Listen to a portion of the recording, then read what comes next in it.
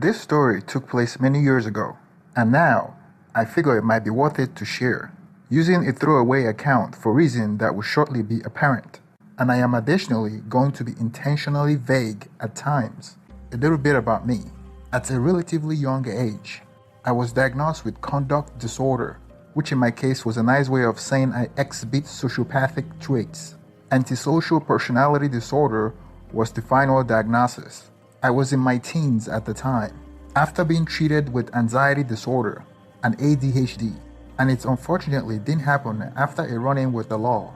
As a result, I would spend the next 20 years in therapy, first as part of a court order, and then just as a habit. I must admit, it's somewhat enjoyable to be able to be completely open and not have to censor myself or lie and pretend to be someone.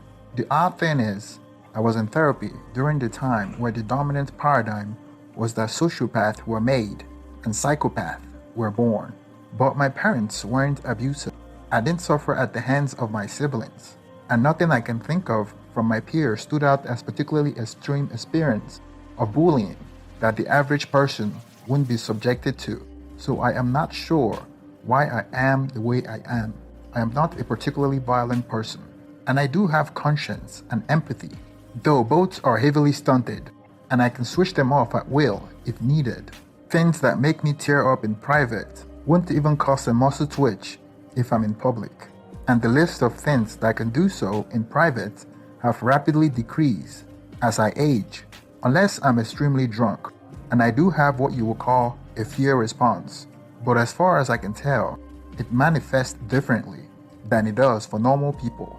It's purely a physiological thing, where I feel a full effect of adrenaline release into my system and become more concentrated and aware of my surroundings. It's actually quite the high, and I enjoy it. There's more to it than this, obviously. For example, I don't understand people who grieve the dead. I have never cried at a funeral or when one of my pets died, but that should paint enough of a picture of who I am. These traits of mine have given me, to my understanding, certain advantages in life, but most are beyond the scope of this story. As a final personal note, I should mention that I lost my first girlfriend at age 19 because 3 months into our relationship, I cheated on her with some girl I had met just out on the street. Never even got her name. We talked a little bit. I was on my game that day and invited her back to my place to have a drink. After I had excess with her, I was laying there and suddenly imagined my girlfriend walking in at that very moment, just thinking about the look on her face. Then I thought about how I would feel if I walk in on her, unclothed in bed with another guy. At the moment, I realized I had effed up, and I quickly got the other girl to get dressed and leave. What was worst, she was super nice about it and told me I should see about getting a therapy for excess addiction, not in a spiteful way, which actually made me feel sort of bad. I came clean to my girlfriend, and she dumped me, of course. But I always remember the thought I had after cheating and realized that I didn't want to do that to another person. To this day, I stand by this. This will be important later. So enter college. Unfortunately, due to the legal strictures imposed on me in my youth, I didn't get to attend until I turned 21, as I was on papers up until this point. There are more circumstances that helped with the delay, but that was the primary one. So here I am, 3 years older than the other freshmen, living off campus. As a creature of habit, my previous years had turned me into quite a homebody. I made a few friends, but didn't really have any romantic connection for years. I hooked up here and there, as one does, but on the whole, I was fairly alone. Enter my first real serious relationship, a girl I met on Tinder. We will call her Anna. Anna and I met up right after my roommates had moved out of my apartment. I had a 2-bedroom place for $500 a month, which was cheap even for the time, especially considering they allowed pets. Anna was looking for a place to stay, and I happened to have a room available for an incredible price. So I showed it to her. On our first date, I told her I would give her a tour of the room she would be staying in, and we spent the day in my room. Ultimately, turned out I was telling the truth. Now, Anna told me a few things about herself after we started dating. Turns out, her father owned a fairly successful business and gave her some money each month for living expenses. What a deal that was. I was working a tech support job at the time that had been exciting at first, but was beginning to wear on me. Oddly enough, this happened with every job I get, so I put in for an indefinite leave that involved a few white lies, and she and I essentially became unemployed with a monthly stipend to get us by. This was the state of things for over a year, and those were the good times. We ended up getting a dog together, and I love that furry little bastard more than any person alive. He's still with me to this day, though he's much older now and on his last leg, but I am hopeful he will last the year at least. Anna gets her own car, so now we have two, but things started to fall apart when the police came by one day and asked to speak with her. She left with them early in the morning. They knocked at the door. She answered it, came in and told me the police wanted to talk to her about something, and left. After a few hours, I still hadn't heard from her. I tried calling her phone, and it went unanswered. Finally, in the early afternoon, I got a phone call from the county jail, played the collect call message and everything, and provided her name as the one calling. Turns out she hadn't been given a monthly stipend from her dad every month. She just knew his account information and was accessing it without his knowledge or consent, and he filed a police report when he found out. She was being charged with misdemeanor fraud. She wanted me to bail her out. Okay, fine. I had done a stint in prison before, and I knew it wasn't fun. So I went through the process of finding a bail bondsman, using what cash reserve we had to deal with him, and getting her out. The whole thing was long and painful, and now she had to show up to court on a set date, and she had lost her job in the interim, even though she was only in there for about 4 days. So without an income source, I went back to my prior job and was fortunate that they were glad to hire me back. The timing almost couldn't have been better. They were just about ready to look for some new hire and had a project I could work on until they were actually ready. So I began to work pretty much the next week. Money problems solved. Of course, I also took the graveyard shift because it paid slightly better. I had to sleep during the day now, and our time together was cut into as a result, but it made things workable. Unfortunately, Anna now had too much time on her hands. She would often walk our dog around the neighborhood just to get out of the house. That's how she met Steve. Steve was a guy who lived a couple of neighborhoods away and had a dog of his own. He would go running with his dog a few miles every few days, and on one of these days, he happened to cross paths with Anna. To this day, I don't know exactly how it happened, and I don't exactly care either, but they become, shall we say, fast friends. Steve smoked weed. Anna also smoked weed. I didn't, not out of any sort of principle, but because I didn't like how it made me feel. Unless I was commensurately drunk, it always gave me what one might call a bad trip. I am talking hallucination and full-on dissociation. I am not sure if it has anything to do with my sociopathic tendencies, but I do know that I don't like the stuff, but I am fine with others partaking. Suddenly, within a few weeks, Anna and Steve are spending a lot more time together. Steve doesn't have a car, so Anna drives him to his job because that's what friends do.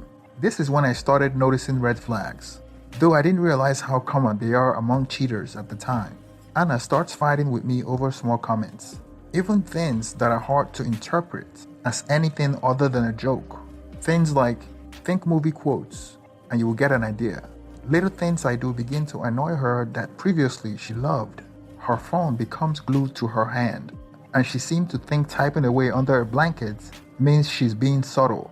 Her lock screen password has been changed. Here's the thing. Remember my tech support job? Yeah, I am actually very good with computers. Anna is not, so I help her set up her phone. I set up and maintain all the equipment for internet and Wi-Fi. The whole apartment network was built by me. So what do? I got into investigative mode. First, suddenly got her new phone passcode. It takes me a few trials since she was somewhat aware of me. but I eventually see over her shoulder once when she unlocked her phone. Next, I used Wireshark to start watching network traffic on my wireless network. This seems like a good middle ground until I can actually get access to her phone. And third, I install a keylogger on our shared computer and get the password to her email address and social media accounts. Facebook and its messaging service were in widespread use by this time. Now, here is where things get interesting. I checked her email. Turns out I didn't even need to log in. She failed to log out after her last use and find a sent email to a different friend of hers mentioning how they ran into Anna and Steve at Walmart a week back and talking about how Steve was hot. Odd.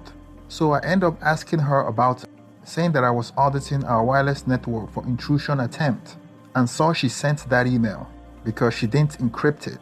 She got defensive at first, saying that I should have told her if I was going to spy on the internet. I said I didn't think I had any need to at the time, and again asked her about the email. She said I should have come to her without jumping to conclusion or accusing her of something. I calmly pointed out that I was doing exactly that. After I said that, she forced herself to calm down and said she really meant me, not Steve, and just hadn't read the email closely. Seems plausible on the surface, since Steve's name had only come up once and it was her friend who said it.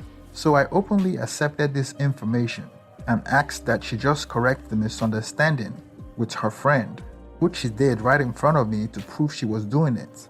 I didn't bother pointing out how empty a gesture this was, how immediately defensive wasn't the only red flag she had been displaying, or that she and I hadn't run into any of her friends while out and about lately.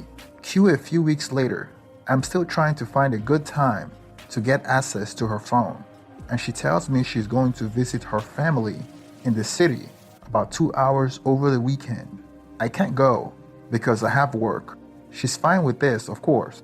I see her off, then goes back to the computer and check her account.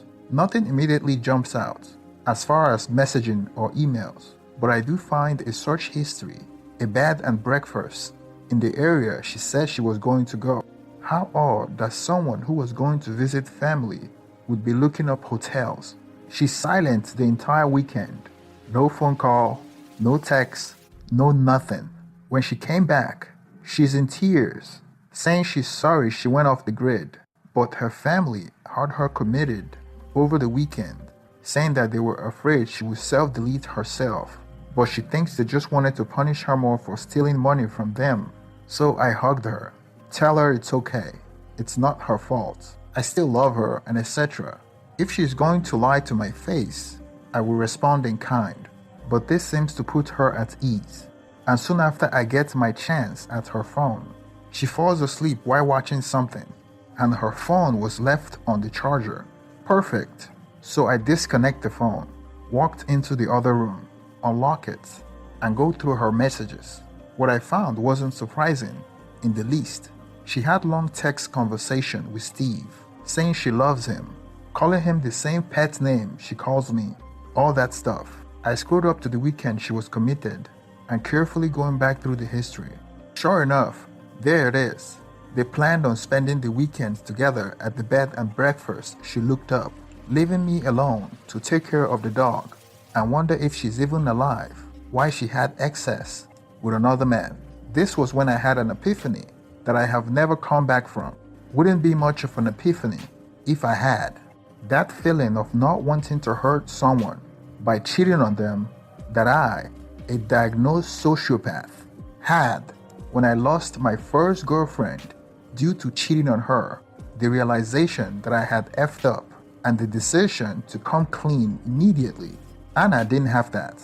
I want you to think about that for a moment, and the implication it would have for me personally. So what did I do? Go in there, tell her I knew everything, and break up with her in an epic relationship-ending fight? No, I didn't do a thing. I went back into the bedroom, plugged her phone back in, climbed next to her, and kept watching the show. Well, that's not true. I plotted. She woke up and I smiled, kissed her, and acted like nothing was wrong. I had flipped the switch. She wasn't my girlfriend anymore. She just didn't know that I knew it. For the next 3 days, I acted completely fine whenever she was around. But I had a plan. After thinking about it while she slept, I knew she would go to Steve's house to smoke weed. At the time, in my state, possession of weed was a big no-no. You face 6 months in jail for having it, and the police had testing kits that they would use in the field, or whatever you call it. Now, unfortunately, I didn't know where Steve lived, but I had a rough idea. Anna would take her car to visit him. I would wait for her to leave, then take my own car and canvass the area until I found where she was, and by extension, where the two of them were smoking weed. Anna mentioned Steve was in a house, not an apartment, so this seems like a viable way to track her down. Then I would go knock on the neighbors' doors until I would get someone to let me use their phone, call the police, and leave a tip that I had seen someone driving erratically through the neighborhood as if under the influence, then followed them to his address, where I saw them get out to their weird-looking pipe. Now enter the story, Caitlin. Caitlin was my neighbor and a friend, and she helped me get my apartment. Caitlin and I had been flirtatious early on, but she had gotten a boyfriend, and I then started dating Anna. Well, Caitlin was single now, so I had gone over to her place and shared my woe over drinks and mentioned my plan. Having gotten strong evidence of Anna's cheating, Caitlin was somewhat surprised, to say the least. She also smoked and said that while she didn't approve of weed laws, she couldn't really blame me for using them this way to get back at Anna, but she urged me to dump Anna and get it over with because my current living conditions were unhealthy. I didn't really explain to her why it was easy for me, but it did cause me to consider something I had missed. If Anna and Steve both get arrested, who is she going to call? Probably the guy that bailed her out the last time. We can't have that now, can we? Besides, this might be a rare circumstance where I can have my cake and eat it too, and benefits in the end. Why I briefly considered letting her call me and telling me I knew everything then, I would also be paying for the call, which wasn't worth it. I stayed talking to Caitlin when Anna came home. Since we were neighbors, I saw her car drive by my apartment. I decided to take her advice. I went to confront Anna straight away. I have to say, I have never had so much fun dismantling a person. I wish I had known about common cheater refrains before, so I could be better prepared, but I enjoyed it. I told her I knew she was cheating, and she wasn't going to live with me anymore, starting immediately. She denied it at first, but I had evidence. Then she yelled at me that I was crazy, and I screamed back that if I were crazy, she should be glad to get out of the apartment and away from me. She said she loved me and begged me not to throw us away. I said she did that already, and there was nothing for me to throw away. But in spite of everything, she never admitted to cheating. Fine, I didn't really need her to, anyway. So eventually, she storms out. I head back to Caitlin for a bit. We talked, and I asked her what her plans are for the night. She doesn't have any. I mentioned my night is open, but I had to take care of one last thing first. She tried for a moment to talk me out of it, but I say I have my reasons, and promised to grab some hard liquor on my way back. Then I'm all hers for the rest of the night. I leave my phone in my apartment and head to the neighborhood I know Steve lives in. I drive up and down the streets, and before long, I spot Anna's car. I made a note of the house she parked at. It's in the driveway, which is good. I will be less sure if it was on the street. I parked a little down the road, then I walked back and start knocking on doors. The first neighbor isn't comfortable letting me borrow their phone. The second one is, but insists on standing there. I pretty much followed my planned dialogue, but added that I followed the car from a couple of streets away because they sideswiped me while they were drifting, and made sure I mentioned that the two passengers got out. They were both walking funny. They asked for their address and said an officer would be there shortly and requested that I wait nearby to give a statement. I said sure. I did wait nearby but I didn't want to talk to the police or get directly involved in any way. So I just stayed in my car as far as I could while still seeing the house. Minutes later, 2 police cruisers pulled up to Steve's house and walked to it. I waited with bated breath. Nothing else happened for close to half an hour. Then both Steve and Anna was brought out in handcuffs. I still remember the rush of euphoria I got from that scene.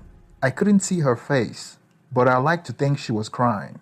After the police left with Steve and Anna in tow, I went to the store, got the nicest whiskey bottle I could find, and went back to Caitlin. She asked me how it went, and I told her it went as well as I could have hoped.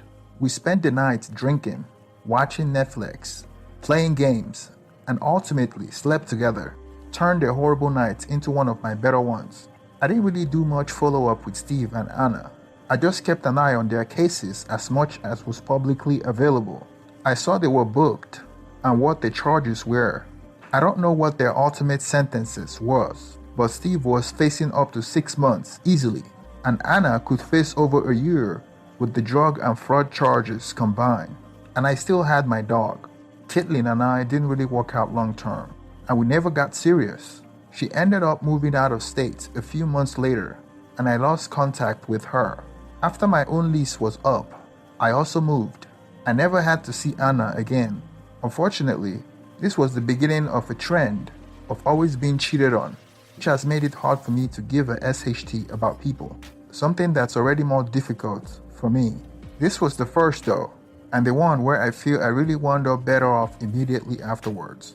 But every time after this, it didn't hurt when I get cheated on. It got me excited, because most of the time, I have to play in your world. When you cheat on me, that's when we're playing in mine, and I'm going to be so much better at it than you are. So here's my reaction. Well, the original poster is not only sociopathic, he also lacks the ability to pick decent girlfriends. That is why all his girlfriends have been cheating on him. See, Anna lied to him about getting money from her father, and even when he found out that she lied to him and was stealing from her father, he still bailed her out. So she didn't only betray her father, she betrayed him too. But he lacks the ability to judge character. If she lies to her father, what did he expect her to do to him? So he still lived with her, he still slept with her, even though he knew she lied to him and she lied to her family, and she's a thief. So can't really judge her for that because she knows who she is. So this story is more about an expose on the original poster, not really his girlfriend, because she's already a proven criminal. And the sad story here is the original poster is blaming women for cheating on him, why he is the person that's picking these terrible women, even though he knows that the women are terrible. He continues to stay with them in the relationship till they cheat on him. And then he acts surprised. I think he's a bit delusional, thinking that he's playing a game. He's playing a game with himself and wasting his time. If a girl shows you who she is, believe her. If she steals from her family, believe her. She's a thief. She's a liar. It's not a very far stretch from being a thief to being a cheater. So if a girl will lie to her family, steal from her family, she's definitely going to cheat. So the moral of the story is, if somebody shows you who they are, you believe them and get out of that relationship, instead of blaming them when they actually do what they already showed you that they would do. Please don't forget to like and subscribe. Please hit the like button so the algorithm will promote this video. Thank you very much and have